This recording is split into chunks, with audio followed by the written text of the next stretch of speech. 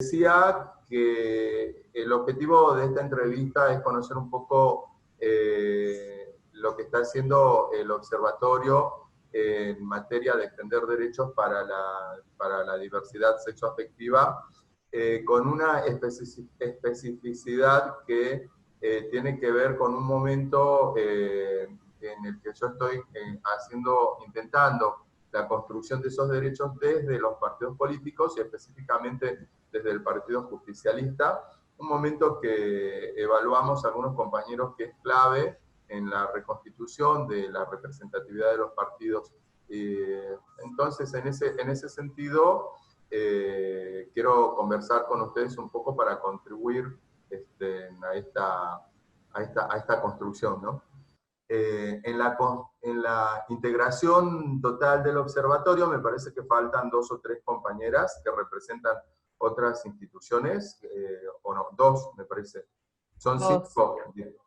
O sea, hoy estamos 3, el director está compuesto por 6. Por 6. La directora Por la Cámara de Diputados. Por la Cámara de Diputados ya fue seleccionada, ganó, ya hay una ganadora de ese concurso.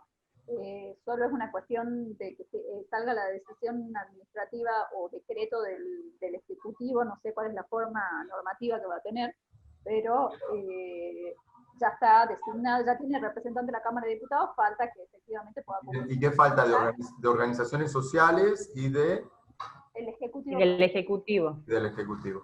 Bien, bueno, ojalá se pueda integrar pronto porque son más brazos para trabajar. Sí, no, y aparte... Bueno, estamos hablando de lo dificultoso que es esto en un momento de crisis de la representatividad, no solamente de los partidos políticos, sino la representatividad de los candidatos, a veces en términos personales. La gente como que está cansada de política y la liga totalmente a la corrupción y a una clase política muy venida a menos. Y en ese sentido, Inés iba a hacer una intervención. No, tenía que ver un poco con lo que habíamos hablado un poquito antes de empezar ahora con la entrevista, digamos, que vos hablabas de que esta década iba a ser importante en lo que hace al reconocimiento de los derechos de la diversidad, y iba a ser una comparación. Digo, este proceso también lo atravesaron o sea, inicialmente como grupo minoritario, no por cantidad, sino en el ejercicio de los derechos las mujeres, cuando fueron incorporándose a los partidos, y me parece que en este proceso que la perspectiva de género atraviesa para que podamos ejercer los derechos con igualdad, va llegando a distintos ámbitos, y uno de los ámbitos en los que vos estás planteando hoy ese ejercicio igualitario de derechos tiene que ver con los partidos políticos. Efectivamente, coincidimos. En ese sentido, yo decía un poco antes, en la previa, que hay que pasar de la igualdad formal a la igualdad real en los partidos políticos, y que una de estas resultantes debería ser la construcción de candidatos y candidatas y candidates, digamos, para las listas, en posibilidades reales de poder llegar a ser elegidos, porque lo que se ha visto hasta ahora es que las personas de la diversidad sexoafectiva quedan como adornitos ahí en esas listas, ¿no? Entonces, bueno, pero yo decía también que eso va a pasar en tanto y en cuanto los compañeros y compañeras de la diversidad aprendamos lo que es la vida interna de la construcción política, que es un juego muy distinto, digamos, a la construcción de derechos desde las ONGs o desde los movimientos sociales. Me parece que mucho camino se ha construido y que estamos con la posibilidad de hacer ese tipo de cosas. Mientras vuelve Ana, yo un poco voy contándote la función del observatorio, y después vamos a lo específico que es la pregunta, pero el observatorio, vos ya, Fer, lo sabés, se crea hoy, una ley que se sancionó en 2015 y empieza su funcionamiento a fines del 2015, o sea, hace ya casi 5 años que el observatorio está en funcionamiento, y dentro de sus funciones está crear registros oficiales, que antes no había un registro que tenga los números de distintas instituciones, no solamente de las instituciones. Por ejemplo, el Poder Judicial tiene su registro en relación a lo que hace a la violencia contra las mujeres, instituciones del Poder Ejecutivo también la tienen. Entonces lo que hace el observatorio es unificar esos registros y generar un registro propio y en donde está la información cruzada. Eso por un lado, pero también me parece que, y a lo que va orientadas tus preguntas, el observatorio tiene dentro de las funciones que le da la ley brindar capacitación técnica y asesoramiento técnico. ¿Para qué? Para crear normativa en el caso de que no hubiera, o hacer normativa que permita, porque nunca hablamos de, o por lo menos yo lo pienso así, de crear derechos, simplemente hablamos de normativa que permita el ejercicio igualitario del derecho, que son herramientas, o sea, medidas de acción afirmativa que detecta que hay diferencia en el derecho que se plantea en igualdad, que es como el ideal del derecho, y estas herramientas normativas que te van a ir permitiendo detectar esas pequeñas dificultades que hay grupos que tienen para ejercer esos derechos, y que son necesarias para permitir, yo sé que está repetitiva, pero quiero que sea claro, digamos, que es permitir el real, que decís vos, ejercicio igualitario. En ese sentido, este año casualmente, el observatorio participó de reuniones con diversas instituciones, no solo provinciales, sino municipales también. Nosotros a principio de año iniciamos un relevamiento que tenía que ver con municipios, ya un poco te va a contar Ana la reunión que tuvieron con la Cámara de Diputados, pero hicimos un relevamiento con los municipios donde la intención era relevar cuáles tenían área mujer o áreas de desarrollo social que atendieran situaciones de asistencia o asesoramiento a mujeres que atravesaran violencia o personas que atravesaran violencia, ¿no? Los pensemos en personas que atraviesan situaciones de violencia de género. En ese sentido, también lo que surgió posterior del resultado es que de municipios solicitaban asesoramiento no solo para la creación de áreas. Te puedo dar el ejemplo de Vaqueros, que pidió asesoramiento y el Carril, Ana, si no me equivoco, que tiene que ver con la elaboración de un proyecto para el cupo laboral trans. Incluso el Carril fue previo a la sanción del decreto nacional. Bien. El Carril. Inés, discúlpame que te corte, creo que ha sido muy clara. Luego volvemos sobre lo que está haciendo el observatorio actualmente, y le demos la palabra a Ana para contestar la especificidad de todo esto que vos estás mostrando en relación a un recorte específico sobre diversidad. ¿Les parece? Sí. Perfecto. La pregunta que les planteaba sobre qué, y dejo abierto para que respondan cualquiera de las tres o las tres, qué hace concretamente el observatorio en términos de extender la lucha de derechos para compañeros y compañeras de la diversidad. El observatorio desde el inicio que trabaja en temas de diversidad, si bien es observatorio de violencia contra las mujeres, desde la concepción y desde los argumentos que tiene en los informes que uno puede leer, la idea que la violencia contra las mujeres es una violencia de género que lo que busca es mantener un orden social que privilegia cierto orden binario, heteronormativo. Entonces, comprendiendo eso, nosotras siempre que hablamos de contra las mujeres también estamos pensando en diversidad. Y el primer informe tiene una encuesta, un relevamiento, una encuesta a la población trans de la ciudad de Salta. El segundo informe, un relevamiento en el departamento de San Martín. Después, cuando nosotros relevamos las estadísticas, siempre ponemos que se pone varón, mujer, y no se ponen otras identidades, entonces lo ponemos o como número 0, o marcamos que ese dato no está presente. También hicimos una campaña para la atención ginecológica a lesbianas y a varones trans, que tenía una doble función de generar concientización en las y los profesionales que muchas veces directamente omiten la pregunta, y por otra parte en la población que tal vez piensa que no es necesario, al no tener relaciones heterosexuales, no es necesario ir a la ginecóloga o al ginecólogo. Entonces también hicimos una campaña en ese sentido. Después, bueno, como dice Inés, el cupo laboral trans, nosotras presentamos una propuesta sobre los 2 proyectos que ya existían, y ante la falta de devolución pedimos otra reunión, y siempre esas propuestas sobre los proyectos que ya existían los hicimos consensuados con las organizaciones. Después hicimos una propuesta de un proyecto de ley directamente presentado, que es sobre el Día de la Visibilidad Lésbica, que ya creo que cayó, se aprobó en diputados y pasaba a senadores, no sé en qué estado parlamentario está ahora. ¿Qué más? Bien. Después, a principios de año, también preocupadas por el tema de educación, por la educación sexual integral, y porque no hay modificaciones en lo que es la aplicación de la ley de identidad de género en el ámbito de educación. La misma directora de títulos nos confirmó que el título se entrega de acuerdo al DNI sin respetar la ley de identidad de género. Por más que la persona haya cambiado, ellos responden al DNI y se atienen a eso por más que estén yendo en contra de la ley.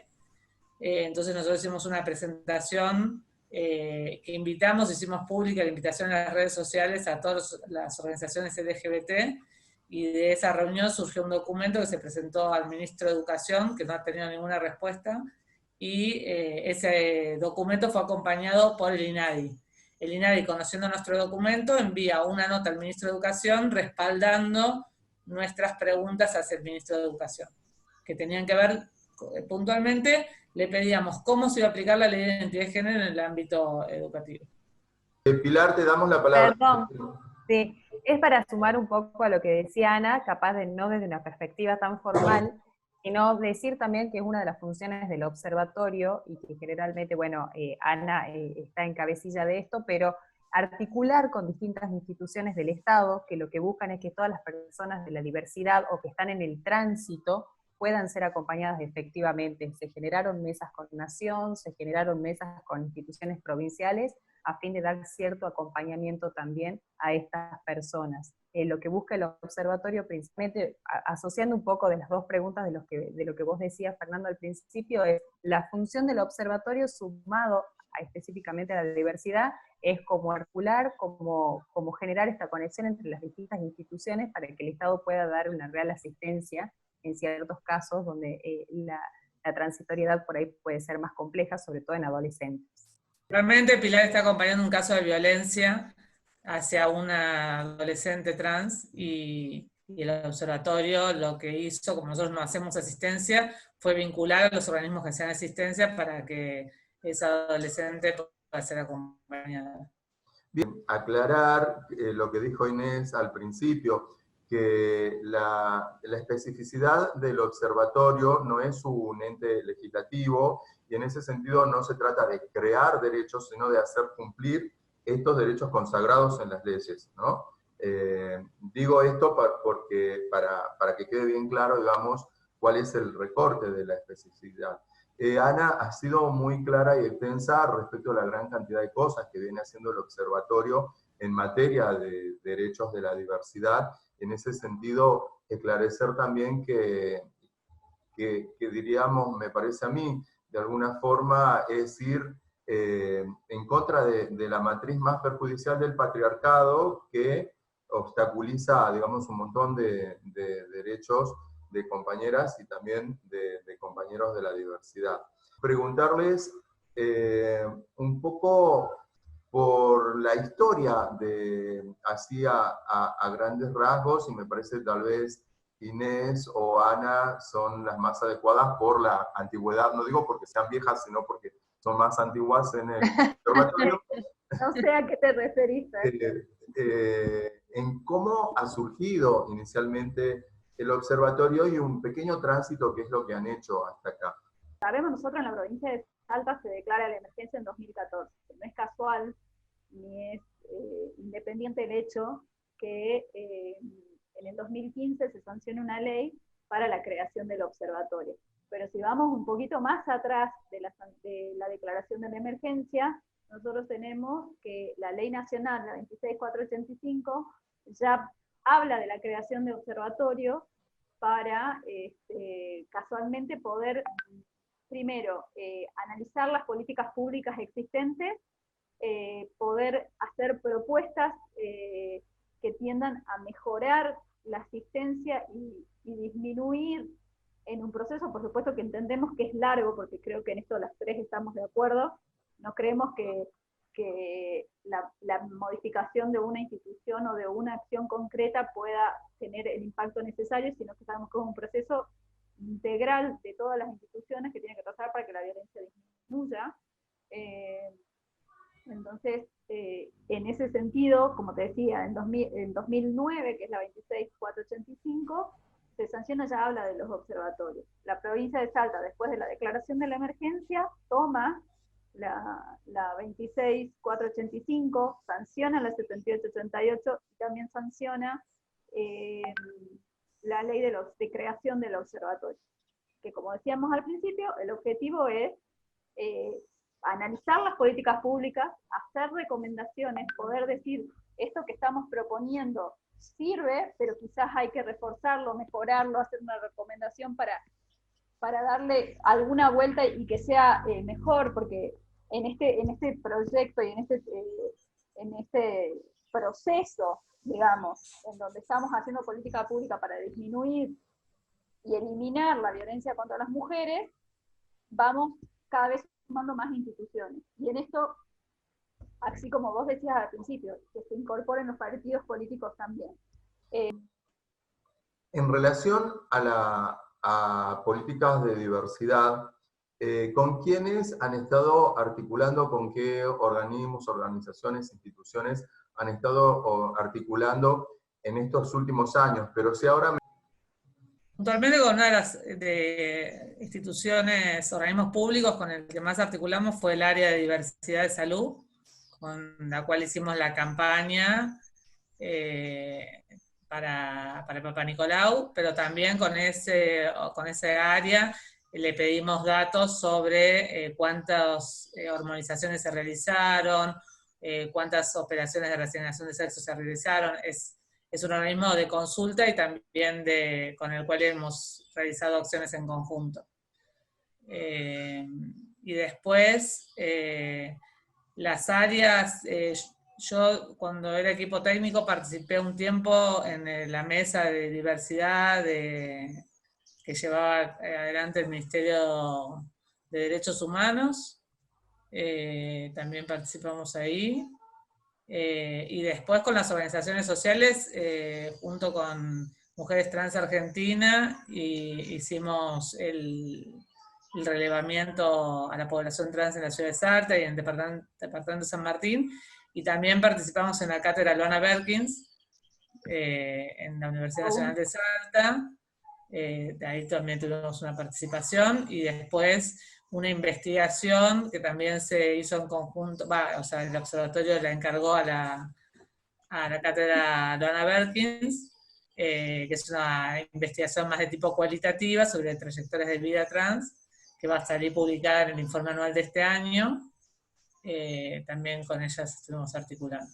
Perfecto, esos informes anuales están en web disponibles para quien los quiera observar. Sí. Bien, vamos a pasar el vínculo ese también a los compañeros. También elaboramos un material que se llama Sin Etiquetas. Es un material para trabajar diversidad, y está también disponible en nuestra página. Y es un material que está dirigido a docentes. O sea, que intenta dar herramientas a docentes para abordar temáticas relacionadas con la diversidad. Bien, perfecto. Sí, porque tiene propuestas de actividades al final y todo. Perfecto. Hay actualmente una discusión, digamos, en distintos ámbitos institucionales que construyen y extienden derechos sobre las identidades cis versus las identidades no cis, o sobre las identidades binarias y no binarias. yo quería preguntarles a ustedes qué opinan de este momento de evolución de los derechos y de las identidades. ¿Cómo ven estas tensiones? No sé si están en conocimiento de esto que les presento o quieren que se lo desarrolle un poquito más, pero la pregunta es esa: ¿cómo ven el resultado y el momento actual de estas tensiones entre cis, no cis? Te voy a dar una opinión personal más allá de... Claro, son siempre personas. Son opiniones personales. Sí, obviamente tenemos conocimiento de que existe un debate más que un enfrentamiento, creo, respecto de el cis, no cis, y hablar de personas y no hablar en términos binarios, ¿no es cierto? Entonces, mi opinión personal es que hay un proceso de lucha de reconocimientos de derechos en donde hay grupos minoritarios que fueron pidiendo ser reconocidos, ¿sí? Minoritarios, y cuando me refiero a minoritarios, no hablo de cantidad, como te dije hace rato, no hablo de números, sino hablo del ejercicio del derecho en cuanto a poder, minoritarios, la igualdad, digamos. Igualdad, exactamente. Entonces, en ese proceso, en donde históricamente siempre se habló del hombre, la Declaración de los Derechos del Hombre, que esa terminología se refería a todas, todos y todes, me parece que no hay que dejar, en mi opinión, de reconocer esas luchas, de reconocer que ha sido un proceso de reconocimiento que podamos decir todos y todas, y que hoy podamos incluir también todos, todas y todes, para aquellas personas que no se reconozcan dentro de ninguna de las categorías. Me parece que no hay que ser taxativo en esto de decir esto es lo que va y lo que no, sino permitir esa libertad de reconocerse como tal y como cada uno lo perciba, y que eso no sea un limitante en el ejercicio del derecho. Un poco a la idea que dice Inés, creo que esto de los debates que surgen, de las luchas que van surgiendo, es parte del reconocimiento de los derechos. Los derechos están, las leyes están, la normativa está, quizás falte todavía profundizar en algunas cuestiones, pero estos debates propios es parte del cambio cultural. Entonces, por eso se empiezan a sentir, ¿no? Se empiezan a ver estos enfrentamientos, por así llamarlos, sociales. ¿Por qué? Porque sí es una movilización de las bases sociales y culturales que tenemos. Entonces, van cambiando los estereotipos, va cambiando toda la mirada, se va desaprendiendo, y todo esto es lo que lleva a que hoy estemos por ahí un poco en el ojo de la tormenta. Como decíamos al principio, y siempre lo decimos nosotras desde el observatorio, ningún cambio se genera de un año para otro. Estos son cuestiones generacionales, y lo importante es seguir trabajando en que estos derechos sean reconocidos. ¿Para qué? Para que en varios años, cuando volvamos a hablar, realmente digamos, mira todo lo que se logró después de estas luchas, estos debates, bueno, llegar a este punto donde ya sea natural, ¿sí? Y no tenga que haber una medida de acción positiva para el conocimiento de esos derechos. Efectivamente, Pilar, yo lo diría en términos del Quijote ladra en Sancho, señal que cabalgamos, así que sigamos cabalgando. Ana, ¿querés agregar algo más al respecto de esta tensión? No, por ahí que veo que se ve reflejado en los colegios secundarios y yo pertenezco o me vinculo, digamos, con familias de niñas trans y no binarias, y son más de 10 familias en Salta que acompañan a sus hijas, conocidas, que se vinculan. Y entonces me parece que, como vos decís, el cambio ya llegó, ya está, y ahora es cuestión de las leyes están. Entonces, bueno, cuando vos te das cuenta que hace 10 años no había ninguna familia que acompañaba, y menos que se haga visible acompañando, y hoy sí, te das cuenta de que atrás de una familia hay una tía conservadora, hay un padre que no acepta, hay un montón, hay un movimiento social que se está generando. Entonces, y lo mismo cuando vos hablas con docentes que tienen que empezar a cambiar, de un día para otro tienen que cambiar el nombre de su alumne, y entonces se vuelven locos, y bueno, entonces en ese sentido me parece que el cambio está presente, y bueno, y que las leyes están. Entonces, nosotras como observatorio, sí es nuestro rol, como decía Inés, estar justamente observando que las leyes se cumplan. Esi y Ley Micaela, ¿cómo ustedes observan que la diversidad está involucrada o no ahí, y cómo se aplica en la enseñanza en el ejercicio de esas dos leyes, digamos. Yo tomo la palabra siempre, perdón, pero empiezo siempre. No, nada, en relación a la ley Micaela te puedo como contar un poco que los contenidos incluyen todo lo que tiene que ver con el ejercicio del derecho de la diversidad, y como yo te decía al principio, que no se trata de crear derechos, sino que los derechos se puedan ejercer en igualdad.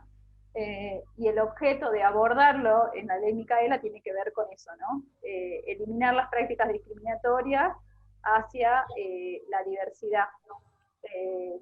Explicando el recorrido histórico de la visibilización de las distintas expresiones, identidades y orientaciones, sin que eso sean causales de discriminación, como históricamente lo fueron y cómo la normativa avanzó para que no lo fuera más, digamos.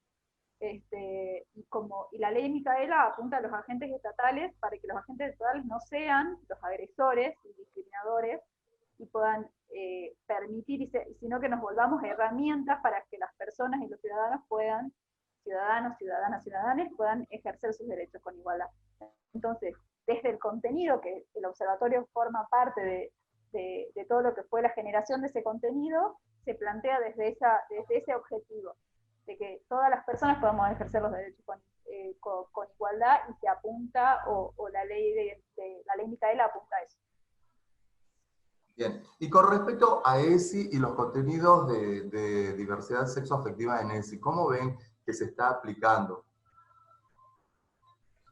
Nosotros ahora hicimos un pequeño monitoreo sobre la ESI en cuarentena y, bueno, si bien no tuvimos acceso a los contenidos, sabemos que los contenidos son bastante, y a nivel nacional también se comenta esto, bastante binarios.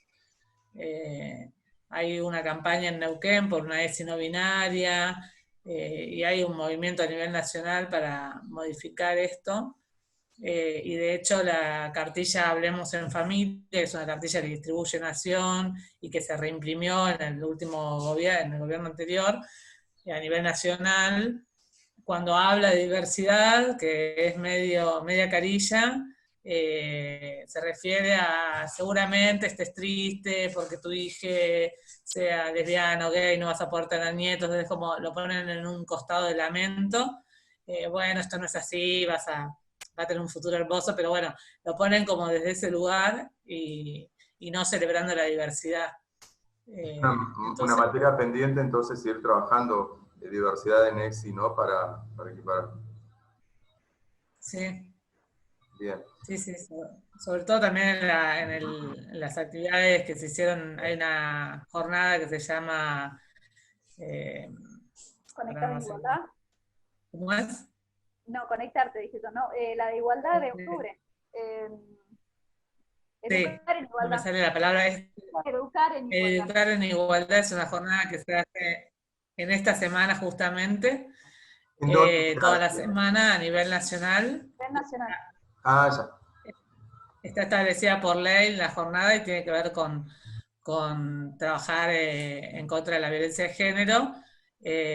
Pero las mismas consignas son bien binarias y se piensa la violencia de género en términos binarios. Y hasta que no salgamos de eso, digamos, es como que no se está combatiendo de fondo y de raíz el problema de la violencia de género si la seguimos pensando en términos de, bueno, las mujeres también pueden ser camioneras. Y sé que... Ahí estamos, están entrando las dos compañeras también. Bueno. Un embole esto de... Yo a las 11 tienes un... Sí. A las 11 tengo otro... Sí, cerramos. 5 minutos más y terminamos, Ana y todas las compañeras, que también Pilar se tiene que ir. Solamente dos cuestiones más, un puntito sobre el tema nuevas masculinidades y luego un cierre. Bueno, creo que sobre ESI ya quedó bastante claro. Yo a cualquiera de ustedes, compañeras, preguntarles qué opinan también sobre el surgimiento a partir de todas estas luchas de nuevos actores que son varones que van en contra del patriarcado, y si el observatorio ha articulado de alguna manera con algún grupo en Salta o a nivel nacional. Pensé que iba a hablar una de las chicas, perdón. ¿Me escuchan a mí? Sí, te escuchamos. Sí. Luego, si alguna de las compañeras quiere agregar algo también, y luego hacemos un cierre. Sí. No, nada, en relación a lo que tiene que ver con las nuevas masculinidades, me parece que también es parte de los contenidos que tenemos que, no digo que tenemos que abordar como si no lo hubiéramos abordado, sino que tienen que ser parte de la discusión para eliminar todas las prácticas de violencia. Esta construcción de los estereotipos que hace que las mujeres le pertenezcan históricamente ciertos roles, también están asignados ciertos roles históricos a los varones, y esos roles son perjudiciales en el sentido cuando un hombre siente que no cumple, un varón, mejor dicho, no, siente que no cumple con lo que se espera que sea un varón. Entonces, poner en debate nuevas masculinidades tiene que ver con este proceso que estamos atravesando de erradicar cuestiones de violencia. Yo no los veo a ninguno por las dudas, no sé qué pasó.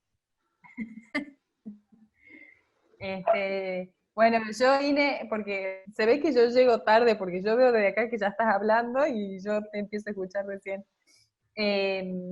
Sinceramente me parece que parte de estas luchas y de esta evolución que estamos viviendo es también cambiar estos paradigmas que hay, que decía Inés, ¿no? Decir, el varón es el que tiene que ser fuerte, el que no puede llorar, el que tiene que... Bueno, también, así como sin duda el colectivo de la diversidad y las mujeres somos un grupo vulnerado históricamente, sobre el hombre, sobre el varón, también recaen estas cuestiones o estas expectativas sociales que hay de que cumplen ciertas funciones.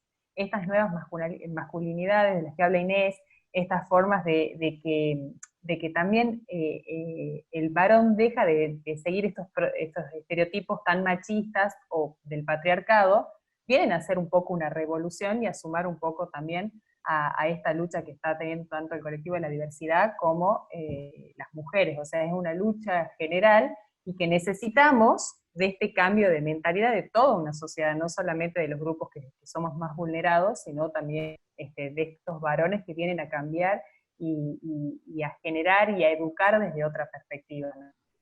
Gracias Pilar por tu intervención. Ana, ¿querés agregar algo? Luego vamos a la pregunta de cierre. No, está bien. Parece que fueron claras. Vamos. Solamente si pueden trazar alguna linealidad hacia el futuro respecto a dónde hay que apuntar desde el observatorio para seguir extendiendo y haciendo posible el ejercicio de los derechos. En mi opinión, creo que en todos estos años que se viene trabajando para, por un lado, desde el observatorio nosotros tenemos la función que tiene que ver de eliminar la violencia, ¿no es cierto? Entonces, me parece que no tenemos que dejar de prestar atención a los resultados que las gestiones públicas tienen y fortalecer las instituciones que ya están creadas y que tienen un objetivo, que el servicio sea de calidad. En lo que hace a la asistencia es importantísimo.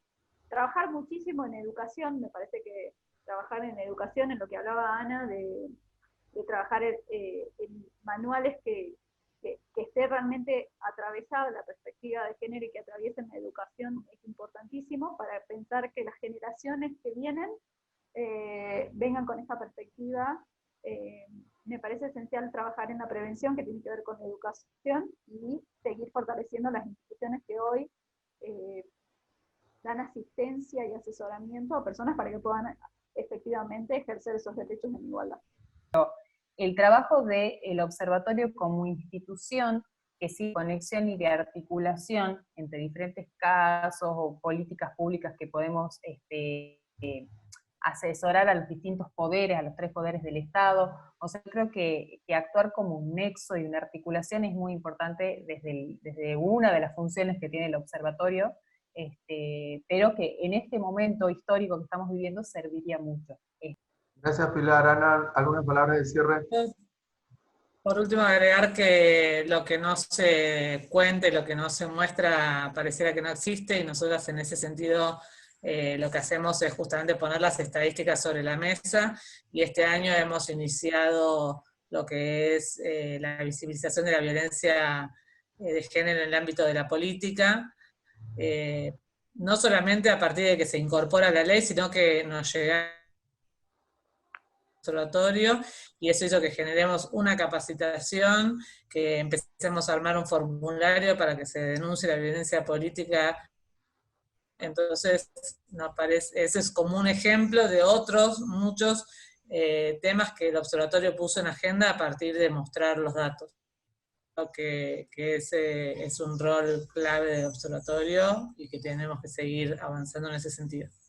Contarles nada más que esto lo distribuimos entre todos los compañeros y compañeras de la diversidad en el interior de la provincia y a todos los congresales del Partido Justicialista de Salta que están en todo el territorio de la provincia de Salta.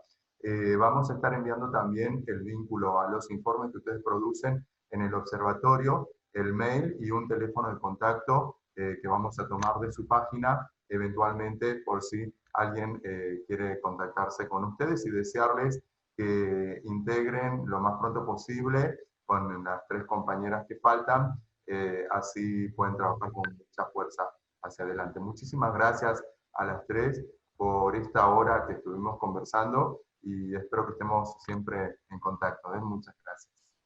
Gracias a vos, Fer, y contá con nosotras para lo que necesites como una herramienta. Siempre decimos esto, nosotros somos una herramienta para todas las instituciones que quieran apoyarse en nosotras o solicitarnos lo que necesiten en relación a las temáticas que trabajamos. Muchas gracias, les mando un abrazo grande, que tengan un hermoso día. Chao, Fernanda. Nos vemos. Chao, chao.